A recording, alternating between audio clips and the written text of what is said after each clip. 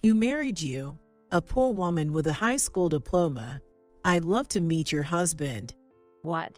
At the middle school reunion, my former classmate Erica, who looked down on me. I never thought I'd still be hearing this kind of thing as an adult. Maybe you're too embarrassed to introduce him to anyone. Is your husband a high school grad, too? People need to match intellectually, right? If you're both high school grads, maybe you're both working part-time jobs. It must be tough at the bottom. Intellectual level. Bottom. I can't stand her insulting not just me, but my husband, too. Just when I should give her a piece of my mind. A car parked next to us. It was clearly a luxury car. The black, polished body reflected the streetlights, drawing everyone's attention. And when the person got out of the driver's seat, everyone gasped. It felt like a scene from a movie. The man made eye contact with me and came over with a wave. And then Erica was about to face the greatest humiliation of her life. Catherine, was somewhat of a local celebrity. My dad was a business owner, running the biggest and most popular supermarket in our school district. I grew up in what I considered a fairly wealthy home. My parents got along well, and their educational values for me were nearly identical. As long as I listened in class and did my homework, I was free to do as I pleased. I got more allowance than most of my friends, so after school, I often went shopping or played with them, then did my homework at night, leading a pretty normal life. Catherine, you never flaunt your wealth. If it were me, I'd totally brag about it. It wasn't uncommon for friends and classmates to be surprised by this, but I always thought, it's my parents who are incredible for running the business and supporting each other. I haven't done anything brag-worthy myself. So I never felt superior to those around me. My friends understood how I felt and accepted it, but there was someone who reacted differently. True, Catherine, you really don't have anything to boast about yourself, do you? Erica was like the embodiment of both beauty and brains. Despite being in the same class since elementary school, our relationship couldn't exactly be described as good. I admired Erica, who was pretty and good at both studies and sports, but she seemed to dislike me and would pick on me at every opportunity. Especially when test scores were returned, she would always check mine and sneer. I wonder if you're a child of a wealthy family, and you're not good with money. In her hand was a perfect score test paper. In contrast, I had just the average score in the class. Erica has been hiring tutors since elementary school, and she's already studying for high school level. Her grades clearly show the results of her efforts. Even as daughters of business owners, we're so different. I feel bad for Catherine's dad. Yes, her father is also a president. He is running a major entertainment agency, and Erica, the only daughter, is expected to join the family business or become an entertainer herself. It's great that she has such ambitious dreams in middle school, but I don't understand why she looks down on me so much. My grades aren't too bad, and I don't deserve such criticism. Sure, we both are wealthy, but our families naturally have different spending habits and life philosophies. My parents think I don't need tutors for now. I wasn't trying to shift the blame to my parents, but I wanted to make it clear that we are different. However, Erica just shrugged. People with a naive mindset like yours will eventually face a harsh reality. I'm looking forward to seeing your future. As if her words were a curse, dark clouds loomed over my father's business. A large shopping mall was built right next to the shopping district. It didn't take long for this place, offering food, clothes, and everything else, to become the center of community life. Customers drifted to the shopping mall, and retail stores in the shopping district fell into financial difficulties. And just like the others, my father's supermarket site's sales declined as the days passed. Within 6 months, several small stores began to close down. Feeling the crisis intensifying, another 6 months passed. Catherine, we're moving next month. I knew it, but still asked. What about the supermarket? That supermarket is closing soon. The next day, signs saying going out of business sale. Thank you for your support appeared at my father's supermarket. My friends lamented the loss of the supermarket. But predictably, Erica was different. See, I told you your parents were not good at spending money. On my last day of school, while my classmates held a farewell party, she was the only one who seemed pleased about my departure, continuing to look down on me. My parents did their best. There's no reason for them to be ridiculed. I just brushed off her words and got for the situation. After all, I'll never see her again. 10 years passed, and I was reminded of the reunion through an invitation email. I wonder if I'll see Erica again. Even though we've both grown, she might still find fault with me. I wasn't keen on going, but aside from her, my classmates had been good to me. In fact, a few friends had contacted me individually, saying they wanted to see again at the reunion. I figured the benefits would outweigh the negatives, so I decided to attend. At the venue, there were familiar faces and some who had changed so much they were unrecognizable, each following their own path, sharing many stories. I was having a meaningful time until it was abruptly disrupted. Hi, Catherine. Long time no see. Erica approached me with her entourage from back then, sporting flashy makeup and a glittering party dress. Honestly, she looked stunning and glamorous. She had grown into a beautiful woman. However, her expression hadn't changed at all from those days. Hi, Erica. I recognized you right away, even after 10 years. That poor-looking outfit, that face that's seen hard times. Well, it can't be helped. Your father's business didn't go well, and you couldn't even go to college, right? It must be really tough working with just a high school diploma. I didn't respond to her words, just listened silently. I knew there was nothing to gain by reacting. If you're ever struggling with money, don't hesitate to ask me. I might be able to help you out. Wow, Erica, that's so kind of you. That's what successful people say, right? The other women with Erica cheered her on. These were her followers. They've always obeyed her, and it seems nothing has changed. Pleased with herself, Erica crossed her arms and handed me her business card. Well, I'm the heir apparent to that famous entertainment agency, so of course I'd be generous. Indeed, her business card read the vice president. Her followers peered at it and exclaimed in admiration. The vice president, wow. Which celebrity belongs to your agency? People you all know, from recent TV shows. Erica's bragging heated up, and we, feeling fed up, managed to break away and share a wry smile. As the reunion ended, we said our goodbyes and headed towards the hotel's driveway. Then I felt a hand on my shoulder. Ouch, Erica. Hey, you're not leaving already, are you? We haven't really had a chance to talk. Let's go for a drink. I'm very interested in hearing about the hardships of the poor. I swallowed my retort and gave a minimal excuse. Sorry, my husband is picking me up, so maybe some other time. Your husband? Erica looked puzzled. You're married? Well, yeah, I take off my ring for work. Wow, I'd love to meet your husband. What? Is it that bad? Maybe you're too embarrassed to introduce him. Well, I guess someone from the same poor, uneducated background as you would match, right? I can hardly find someone on my own high level. Your husband is a high school grad too, right? People need to match intellectually after all.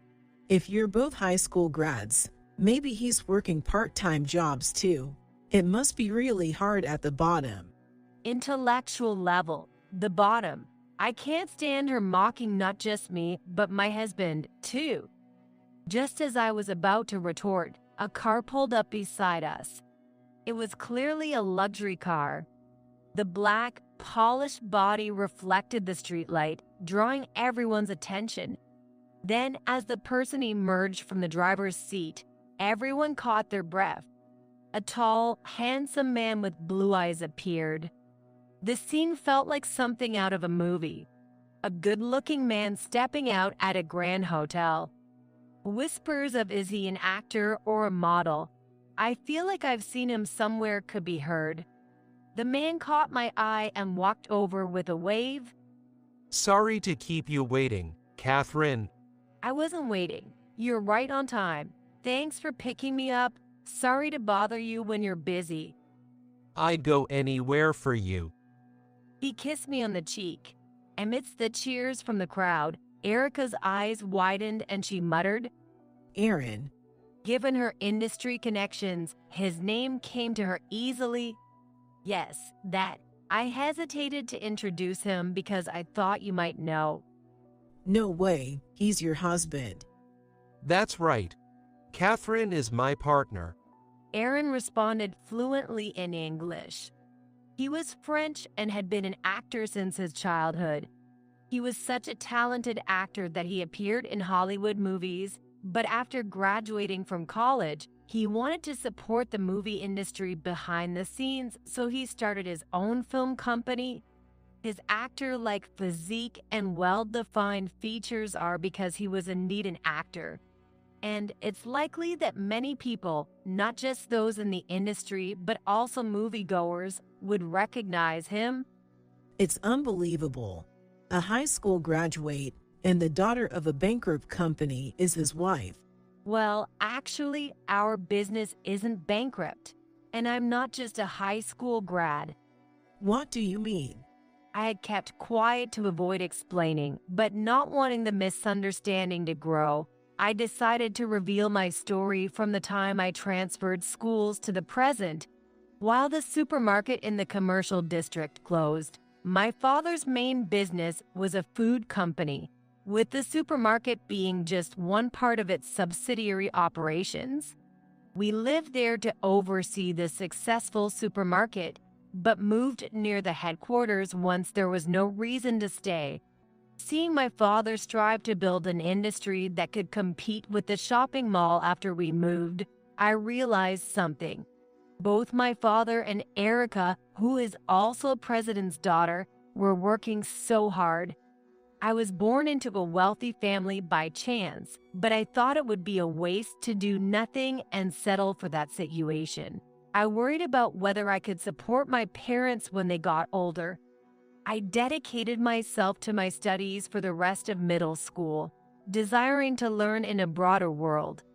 Fortunately, we had the financial means for me to study abroad. My parents respected my opinion and happily sent me off. I went to France, where I furthered my language studies at a local school. My interest in the foreign culture led me to want to continue my education there, so I aimed for one of the most prestigious universities in France. Fortunately, it seemed I was good at studying, as I was able to pass the baccalaureate exam with ease. During my university years, I felt it was a waste that I hadn't taken my studies seriously when I was younger. It was there that I met Aaron.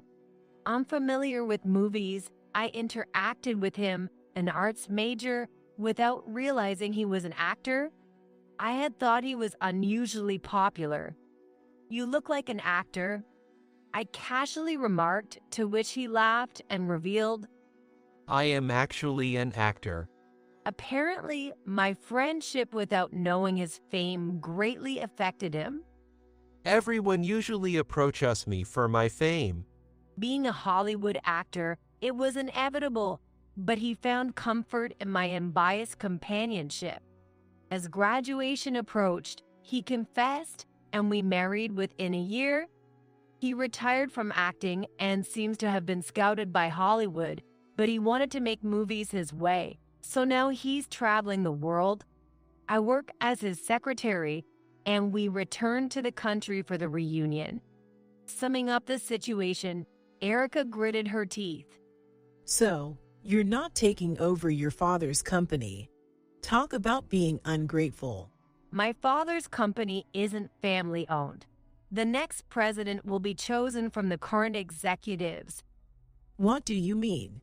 Are you saying I'll be picked as the next president through connections? That's not what I meant. You've always been like this, subtly putting me down. You had the money but chose not to study, and now bragging about your husband. Right.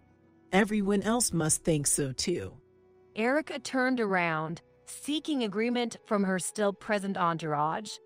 But they stepped back, giving non-committal responses. It doesn't seem like she's mocking. Every company is run differently. What's this? Just because Catherine is successful, everyone flips their stance. Isn't everyone just weak for titles? It's not like that. I have plenty of titles. I graduated from a renowned university and am the vice president of a famous entertainment agency at this age. Entertainment agency. Oh, that reminds me. Aaron repeated Erica's words. After a thoughtful pause, looked at Erica intently and asked, Aren't you Richard's daughter? How do you know my father? I met him at a party 5 years ago. I think you were there, too. Oh, maybe that time. I didn't talk about work because it seemed you didn't know me then, but your father introduced us. I didn't understand because of your poor French, though. What did you say? Ignoring Erica's distressed face, Aaron continued. I said it was okay to speak English, but you insisted on speaking broken French. I went along with it because you seemed self-conscious, but honestly, it was hard to watch. You said you graduated from a top American university, but your French was barely understandable. And about your company. Wait. Erica shouted, seemingly trying to stop him, but Aaron didn't halt. A lot of people are transferring to other agencies, right? I haven't heard good things. I hope your company lasts until you become president. Seemingly devastated by his words, Erica staggered to a nearby bench and looked away. You should really look at yourself and those around you. Aaron led me away from there. In the car, he asked me, How was the reunion? But I was more concerned about Erica. Aaron, you didn't have to go that far, especially with everyone watching. Catherine, you're kind, but she doesn't see, or maybe chooses not to see, the people around her. She was mean to you. Probably, no one ever really pointed out the reality to her or paid attention. It's sad for her too. Maybe saying a little could be good for her. I hope so. I am grateful for Aaron's help, but I couldn't stop thinking about Erica's feelings and spend a few days feeling troubled.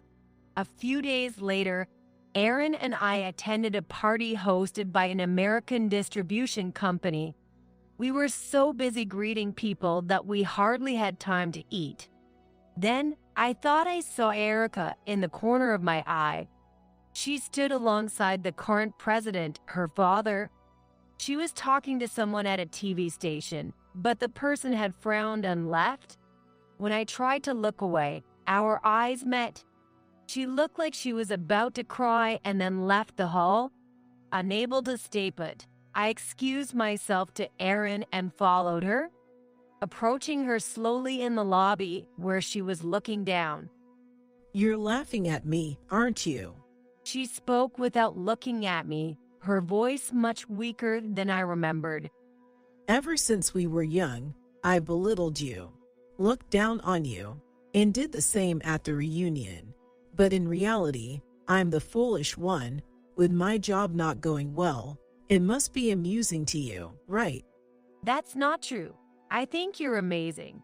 Despite struggling with French, you try to communicate, and you've withstood the pressure of being a vice president. I respect Erica for being able to strive continuously. That's a lie. Are you just pitying me? Go ahead and laugh. I can't look down on someone I don't feel superior to, but there is one thing I think that you are foolish. Erica looked at me with eyes reddened. Her expression not one of anger or hatred, but of resignation. You're not alone. Even if you're not good at studies or wealthy, there are plenty of people who see you for who you are. So there's no need to pretend to be strong. I'm not pretending to be strong. Then why were you always worried about exam scores, money, and educational background? You should know that having all those things doesn't necessarily fulfill you, right? That's because What do you want to do, Erica? How do you want to live? It's okay to do what you like because it's your life. it's too late. My father expects me to. He believes I will revive the company. Because I've always listened to my parents. I can do what they want. I always have. It seems that her parents were pleased when she did well in her studies, saying, "Our company is safe with Erica around." It's unclear if they were serious or joking at the time. However, she was indeed praised by her parents based on her academic performance. So she continued to work hard. Then she realized that her classmates would be envious of her. Her self-esteem grew stronger and stronger. However, she envied me, another president's daughter, who was raised with love and had many friends despite not focusing on studies. It's always bothered me that you were recognized by your parents and friends even though you didn't try as hard as I did. I didn't want to admit it. Erica slowly opened up to me. I continued to listen to her beside me. I understood that studying and money are not everything when I saw you. But for me, that was all I had. I had to live by wielding my money and grades. It's a fact that I've been acknowledged for it all along. That's true. My way of living has never been denied by anyone. So, I believed it was the right way. But I realized from you and Aaron's words the other day that people were just allies of my status, not of me. Looking at her, I felt pained yet saw her as fleeting and beautiful. You said earlier, right? Our company's been like that recently, not getting any attention. But my parents think if they put me in charge as the president, things will somehow work out, even though that's impossible. That's because your parents see the real you. I grasped her hands. They know you're hardworking and you don't shy away from your responsibilities, which is why they trust you with the important role of leading the company. Is it just because I'm a convenient daughter? Aaron said he wouldn't let someone he doesn't trust touch his belongings. People who own something as precious as a company must all feel the same. Is that so? Why don't you talk to your parents? If you share your feelings with them, you can build a better relationship. You've been holding back all this time, right? Yes, I've been enduring. As she started to cry, I offered her a handkerchief. While getting ready to leave with Aaron, I felt a hand on my shoulder, just like before. Erica, Catherine, her eyes, looking straight at me, shone brighter than anyone's. I told my dad I want to talk tonight. If the conversation goes well, I'll make the company bigger than before. That's great. You can definitely do it, Erica. True to my words, her entertainment agency improved its performance in just over a year. It became one of the top agencies in the country in terms of the number of talented artists and actors. I heard they're planning to expand overseas soon. All of this happened after the change in presidency. And then I had the chance to talk with her. Then I had the opportunity to talk to her again. Now we are business partners. I need help from your company and your own help. If I try to go down the wrong path, Will you stop me? Erica was more vibrant than ever. She wasn't as dressed up as before, but she looked far more attractive now. A business partnership between a movie company and an entertainment agency. It isn't unusual nowadays, and it would benefit us to leverage the actors in Erica's agency. With her as she is now, I want to work together. Aaron agreed. Both Erica and I shed our pretenses and status. Who's superior, who's competent, who has money. We discarded such useless scales. I used to dislike her, but knowing her vulnerabilities allowed me to reflect on my own life. I believe she's also walking a better path in life since our reunion. We can't live alone. If you say that it's okay to be alone, you'll only get a biased view. Having someone to scold, encourage, and guide you is the most valuable asset. Erica sometimes says, if I could be the reason she feels this way, nothing could make me happier. For her sake, and for Aaron, who trusts and keeps me by his side, I want to remain sincere and humble. All right, everyone's presentations are done. Nick, the manager, said as he tried to move the discussion forward. Excuse me, I haven't. I recently found out something. Nick interrupted me and began to speak. There's apparently someone in this department who didn't graduate high school and is just a part-timer. Meetings should be for employees only. Absolutely right. His lackey, Mike, of course, agreed with Nick. I'm leaving. After leaving the meeting room, I started to shut down my computer. I noticed that an email had arrived, not in my personal inbox, but in the company's shared email.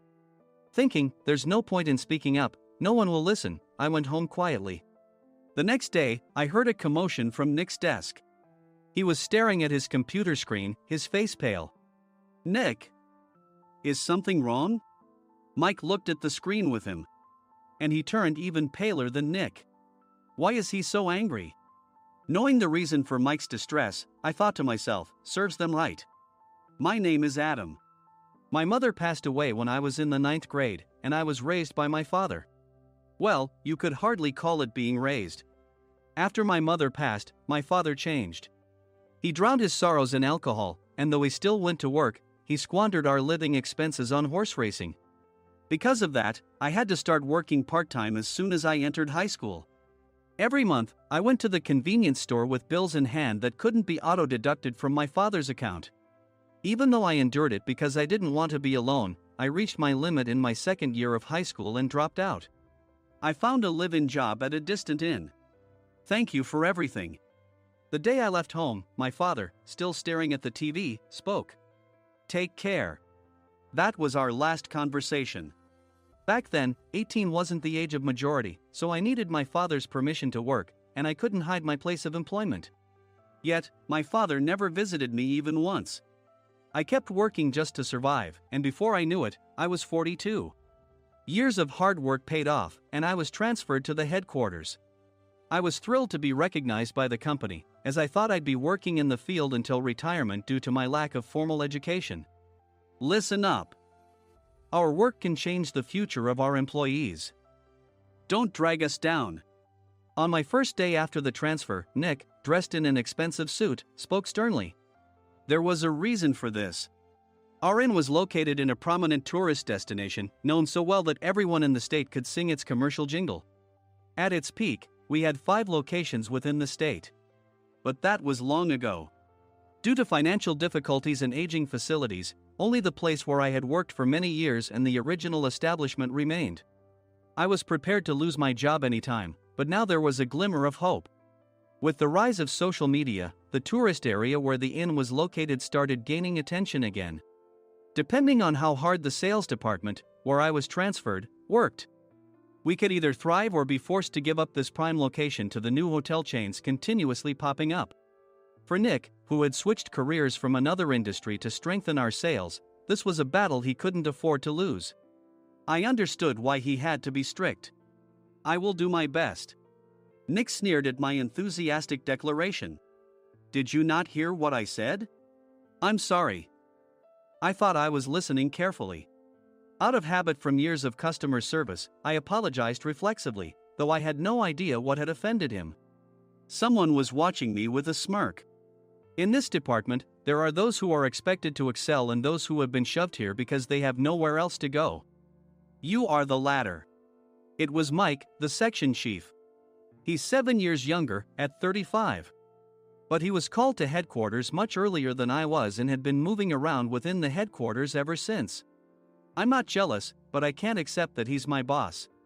Graduating from a prestigious university, he has an unusually high pride and caused many problems as a newbie, making things very difficult for me when I was the front desk leader.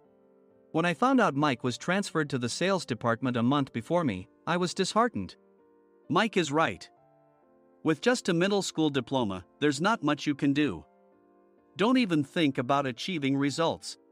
As if I didn't exist, Nick remarked, I'm thirsty. Mike eagerly ran to the coffee maker. It seems Mike is Nick's lackey. I regretted being happy about my transfer to headquarters, wishing I had stayed on site forever. Send a direct mail to every company on this list by the end of the day. Nick only assigned me tasks that even a new graduate could handle. What? There are over 1,000 companies. You want me to send to all of them by today? Yes, if you and your fellow misfits split the work, even those with nowhere else to go should finish by today. I glanced at the employees typing away expressionlessly. They were worn out from customer service, only thinking about leaving on time, or were women reassigned after having children, with zero motivation for work. Even Sam, a new graduate from the same university as Mike, who was supposed to be among the expected achievers, had no enthusiasm for the job, having joined the company wanting to do customer service. I don't care what they say, I plan to quit anytime, he said. Only Nick and Mike were highly motivated, making all the decisions between the two of them. I originally only wanted to work at the inn to survive and had no particular attachment to this job. I swallowed my words, thinking I had no right to reprimand them. About a month after the transfer, Nick told us with a frustrated look. To commemorate the 50th anniversary, we've decided to create a plan exclusive for one group per day. Originally, Mike and I were supposed to come up with it, but our president, Mr. Thompson, insists on hearing everyone's opinions. So, you all get a chance.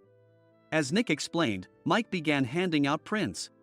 Make sure not to embarrass Nick. If your ideas are half-baked, you'll have to redo them. It seemed that they had printed his handwritten notes by Mr. Thompson, which included several questions and a section for free responses. It made sense why Nick had to seek our input, given that all responses had to be submitted to Mr. Thompson. We were given a week to think about it, and a meeting was scheduled to compile our ideas. My plan is to let guests enjoy both the old and modern America. Nick began the presentations. Guests would watch a master confectioner at a nearby traditional sweet shop make sweets in front of them. The welcome drink would be premium tea in a bottle. Nick's plan was certainly attractive. After his presentation, Nick called on us to present in the order we were seated. Just as I stood up for my turn. All right, everyone's presentations are done. Excuse me, I haven't. I recently found out something. Nick interrupted me. There's someone in this department who didn't graduate high school and is just a part-timer. He was likely talking about me. I joined the company as a part-timer and was made a full-time employee when I turned 20. That was 20 years ago, so Nick and Mike probably had no chance to know until recently. Meetings should be for employees only.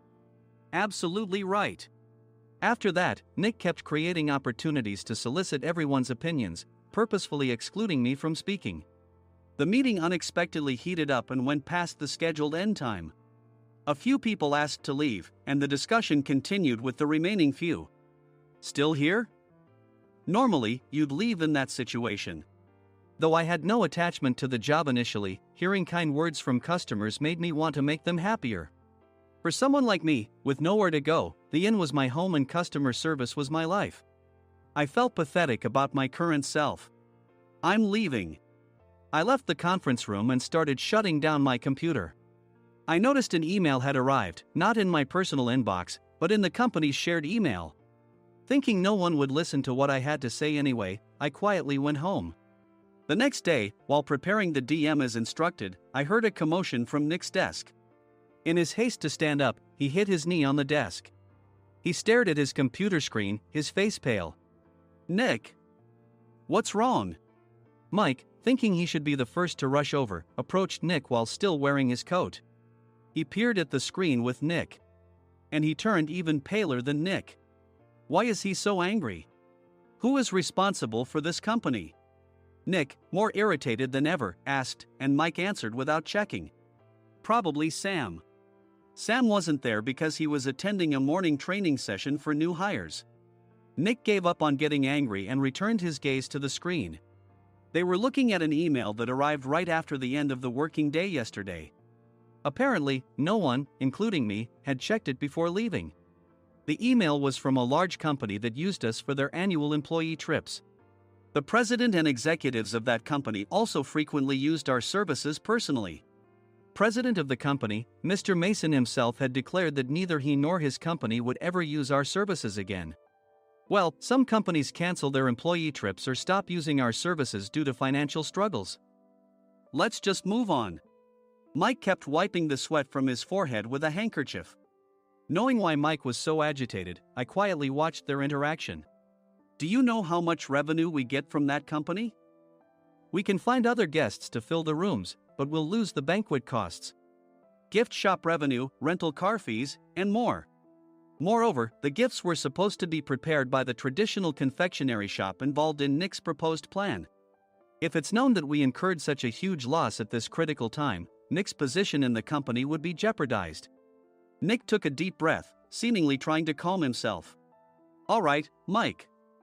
Go to New York right now and apologize to Mr. Mason. What? You're coming with me, right? I have urgent work to do. I trust you, which is why I'm entrusting this to you. Please. Mike, believing Nick's sincerity, agreed with a determined look on his face, saying, yes. That's Nick for you. Even if Mike went to apologize, Nick would shift all the blame onto him if the client didn't change their mind. Well, it was Mike's fault to begin with, so it served him right. About 3 hours later, Sam answered a call from somewhere and repeatedly apologized, saying, I'm very sorry. Everyone watched to see what was happening. After ending the call, he informed Nick with a weary tone. When Mike arrived at the client's company, he only made things worse, further infuriating Mr. Mason. He was demanding, get his boss here immediately. It was no wonder Sam was exhausted, dealing with such a call right after returning from training. What is that idiot doing? All right, Adam, you're coming with me. If sacrificing Mike didn't work, then I must be next. Normally, I'd want to refuse at all costs, but I saw an opportunity in this situation. If I can be of assistance, I'd be happy to join you. I obediently followed Nick, and we flew to New York. When we introduced ourselves at the reception, it became clear how serious the situation was, as the receptionist personally escorted us to the president's office. Angry voices leaked through the door, making both Nick and me uneasy. Excuse me. I'm Nick, the supervisor. I understand my subordinate has caused you trouble, and I deeply apologize. Nick, with his experience in the corporate world, knew enough to offer an apology before excuses. However, his customer service skills left much to be desired. I sighed as I saw Mike trembling like a small dog in the corner of the room. What kind of training are you giving your subordinates? Mr. Mason glared at Nick with a red face. The intensity of his gaze made even Nick take a step back. Regrettably, I joined this company only 2 years ago and was unaware of Mike's issues. I should have identified his shortcomings sooner. Indeed. I should have realized sooner. No sensible person would come to apologize and then give a lengthy presentation on the drawbacks of not using their in. Nick froze, his mouth slightly open. Suspecting the worst, I picked up the documents that had fallen to the floor. It seemed Mike hastily prepared these documents on the plane, listing the disadvantages. Disadvantage 1, if you change the venue for the company trip, employees might suspect it's for cost-cutting reasons, leading to a negative impression. Reading it aloud half-jokingly, Nick snatched the papers from my hand and checked the contents with a furious expression. Among the stack of documents was a receipt from a nearby convenience store's copy machine. I felt a pang of dread, hoping he hadn't shown the receipt as well. What do you think he said when I asked what kind of nerve he had to do this? I'm very sorry. Faced with the dire situation, Nick must have thought there was nothing left to do but apologize. In a voice smaller than I'd ever heard from him, he uttered words of apology. He said, "I'm a Harvard graduate. I don't believe I said anything wrong. Mike, what have you done?" Forgetting his plan to pin the blame on Mike, Nick yelled loudly, even in front of Mr. Mason. "I didn't do anything wrong." "You're still saying that? Look at him." Mike pointed at me with a shaking hand. "I was assigned to headquarters in my 20s and now I'm a section chief. This guy only made it to headquarters at 42. Everything I've done proves I was right. So why are we losing the contract?" Having said his piece, Mike collapsed to the floor. "Of course. You were sent there because you had nowhere else to go." Mike never expected to hear such words from someone he looked down upon. He lunged at me, and Nick hurriedly stepped in to stop him. "Mr. Thompson told me Mike is a quick thinker, and to take good care of him." There's no way he was pushed aside. "Don't make things worse here. He didn't say quick thinker, he said only quick-witted, didn't he?" I don't remember that part. I recalled the many troubles Mike caused when he was a newbie. When Mike was on the front line, his pride was so high that he never apologized to customers. Customer service, especially in our job, doesn't work alone.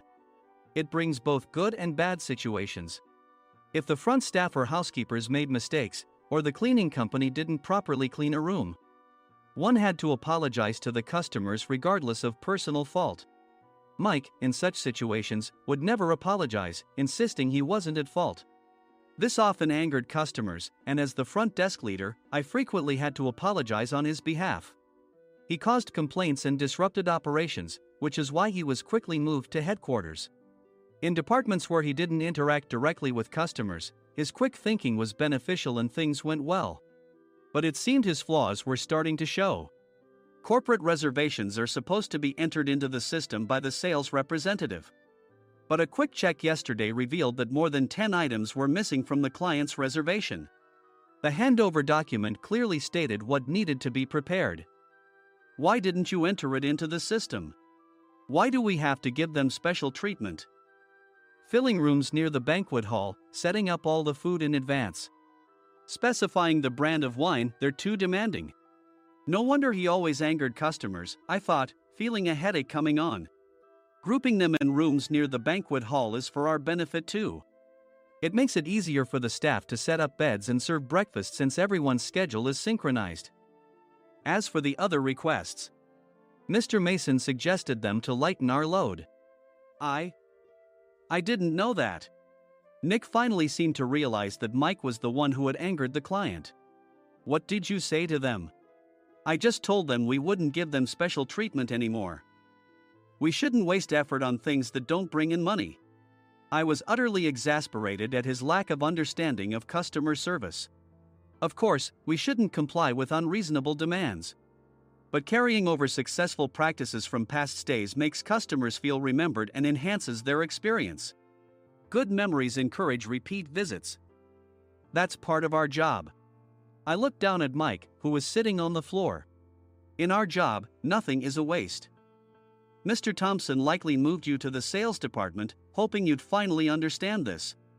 How do you think he feels now that you've failed to meet his expectations? Mike, tears in his eyes, fled the president's office. I was amazed he still hadn't apologized. You have it tough, Adam. It's okay, we're all employees of the same company. I deeply apologize for this disrespectful incident. Especially after all the care you've shown us.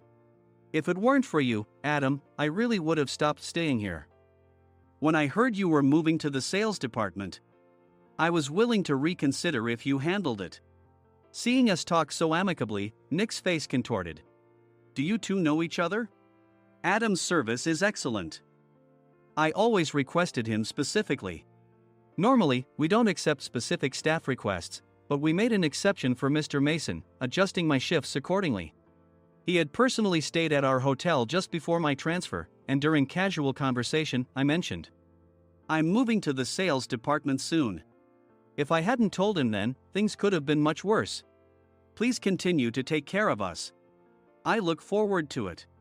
On the return flight, Nick awkwardly offered me a can of beer. It's still working hours. Of course, I had no intention of forgiving him for a single beer. Nick might try to pin everything on Mike and avoid any consequences. While pondering this, a startling fact came to light. Nick, the tea bottles for the plan have arrived. I handed Nick a bottle labeled with our inn's name. They look good. What are you talking about? These are plastic bottles. I had assumed we would use the trendy, high-end bottling tea. But what arrived were ordinary plastic bottles of tea with customized labels. The only unique aspect was the label, which had the inn's name, making it look customized. Upon further investigation, I discovered that a substantial amount of money was set to be paid to the tea company. It was priced like bottling tea. Does this plastic bottle really cost $100 each? The tea inside is specially blended for us. The extra cost is for that. Wouldn't it be better to use another tea company? Or is there a specific reason we must use this one? As Nick continued to make excuses, I showed him a printed email. I informed the tea company's president, Mr. Mitchell, that we discovered irregular payments and he confessed. He said you two were high school classmates and planned to split the extra money. That idiot. Why did he confess? That's not important. You should worry about yourself, this could turn into a police matter. Opening the bottle cap, I suggested. How about calming down with this tea? It supposedly has a relaxing effect. Nick drank the tea frantically. In the following days, decisions were made about their fates. Mike was reassigned to the General Affairs Department, with no chance of transfer or promotion, as per Mr. Thompson's orders. As for Nick, since the payment to the tea company hadn't yet been made, he narrowly avoided legal trouble. Instead, he was encouraged to leave the company, and to avoid further complications, Nick submitted his resignation.